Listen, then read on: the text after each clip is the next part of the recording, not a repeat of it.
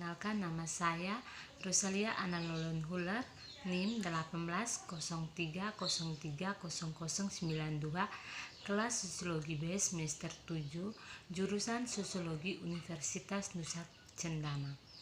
Baik, pada kesempatan ini saya akan membuat video dengan tema komunikasi ilmu di saat krisis pandemi COVID-19. Selamat menyaksikan. Pada bulan Desember 2019, berbagai peristiwa mulai mengalir di Asia yang mengubah kehidupan semua orang di planet ini. Penularan virus dari kelelawar ke manusia atau dikenal dengan istilah zoonosis saat ini belum banyak dipahami. Namun, hanya dalam kurun waktu 3 bulan, virus corona yang kemudian dikenal dengan COVID-19 menjadi perbincangan di ujung lidah semua orang. Penolakan sains oleh para profesional medis, teknis, bahkan politik berkembang menjadi serangan gencar informasi yang menguji kurva belajar sebagian besar individu. Studi tentang komunikasi sains telah mengambil beberapa perubahan penting di akhir-akhir ini.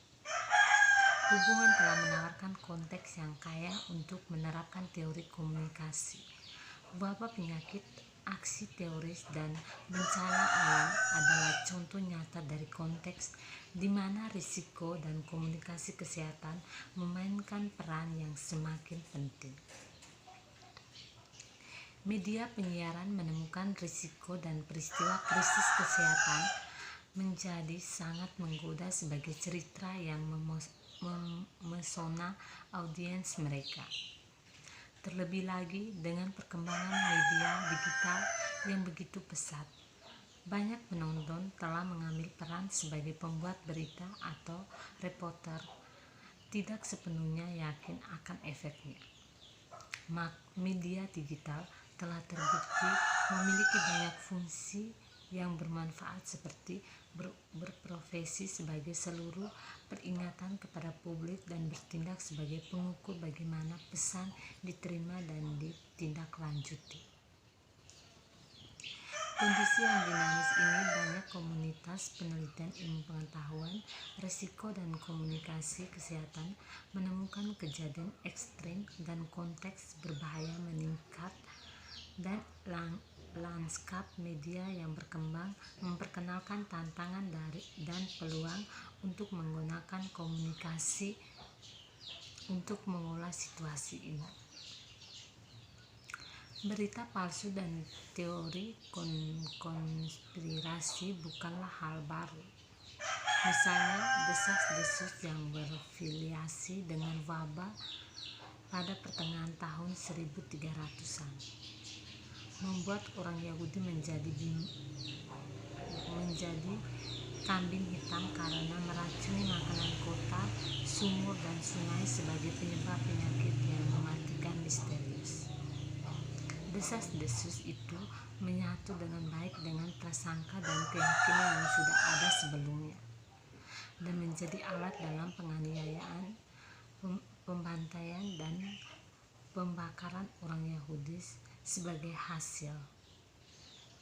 Desas-desus seperti itu awalnya beredar sebagai ingatan kolektif dan kemudian menjadi nyata di media cetak dan catatan kota, menghasilkan keyakinan kreatif yang dibingkai secara kontekstual oleh waktu dan tempat budaya tertentu di mana mereka dibentuk kembali.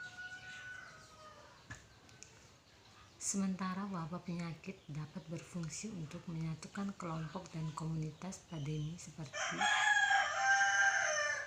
jelas menyediakan alat retorika yang nyaman dan efisien untuk menyebarkan narasi palsu yang membenarkan penganiayaan kelompok. Yahudi, Muslim, Cina, dan individu seperti kelompok lain terus mengisi teori konspirasi mengenai krisis COVID-19.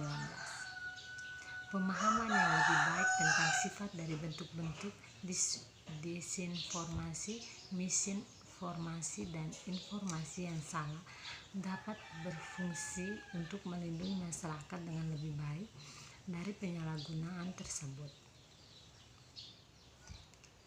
Meskipun tampaknya pemalsuan informasi secara massal telah terjadi di seluruh dunia, sejarah manusia dibatasi oleh media saat ini.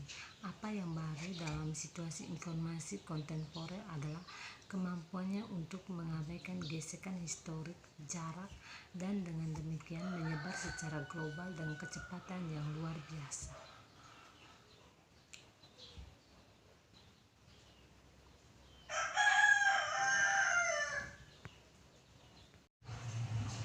Pada tahun 2020, krisis dan bencana tampaknya menjadi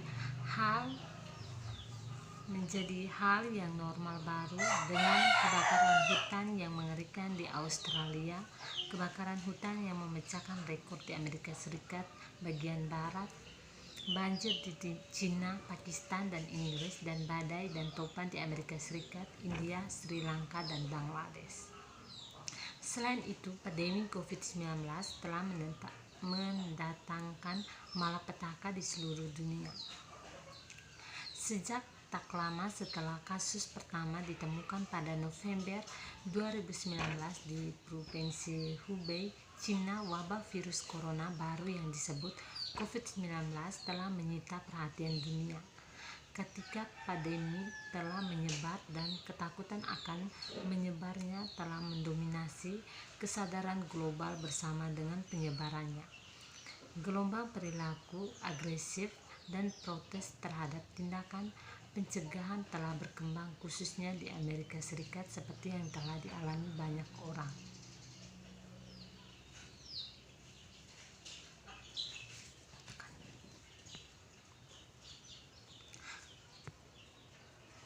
Peran desain layanan kesehatan dalam mengurangi pandemi COVID-19 memberikan kesempatan untuk mengenali bagaimana komunikasi dan tata letak fisik merupakan faktor penting di saat krisis.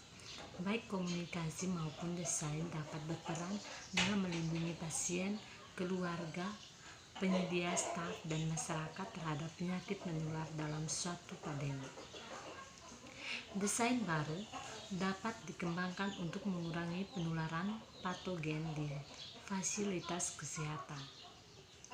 Pesan yang disesuaikan dapat disampaikan untuk mempromosikan perilaku keselamatan dan kesehatan serta memadu interaksi pasien dan penyedia.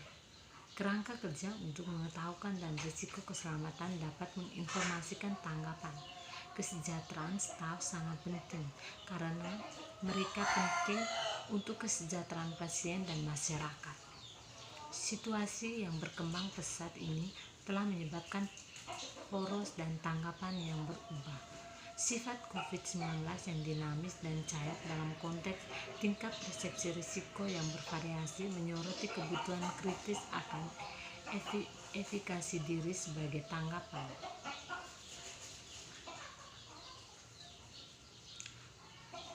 Memeriksa bagaimana kerangka kerja pengendalian bahaya dan persepsi risiko dapat mengatasi respon pandemi dalam desain sistem perawatan kesehatan.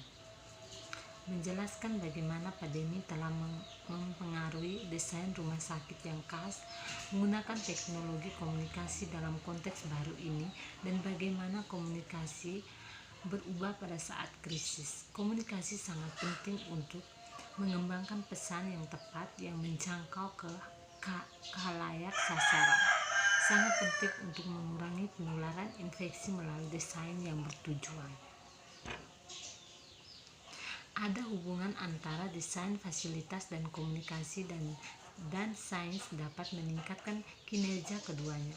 Menelaah bagaimana menerapkan ilmu komunikasi di era pandemi COVID-19 melalui lensa tata letak fisik dan memberikan kerangka baru untuk memahami komunikasi dalam kaitannya dengan norma, risiko, dan kemajuran. Respon terhadap pandemi saat ini dan masa depan dapat lebih efektif jika komunikasi dan desa dioptimalkan. Yang sangat tragis adalah bahwa sistem kesehatan saat ini tidak diatur untuk menangani pandemi.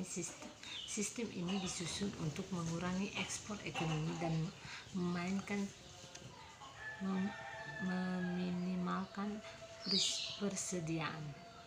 Hampir setiap organisasi perawatan kesehatan menggunakan model pengiriman tepat waktu, dan perusahaan asuransi yang mewakili overhand dan non-produktif bekerja untuk mengurangi cakupan untuk seluruh populasi, sementara jutaan orang tidak diasuransikan. Semua ini hanya diperburuk ketika sesuatu seperti COVID-19 menyerang. Bahkan organisasi nirlaba berjuang untuk meningkatkan margin dan mengurangi setiap kategori biaya dalam konteks berperilaku seperti bisnis yang kompetitif daripada barang publik.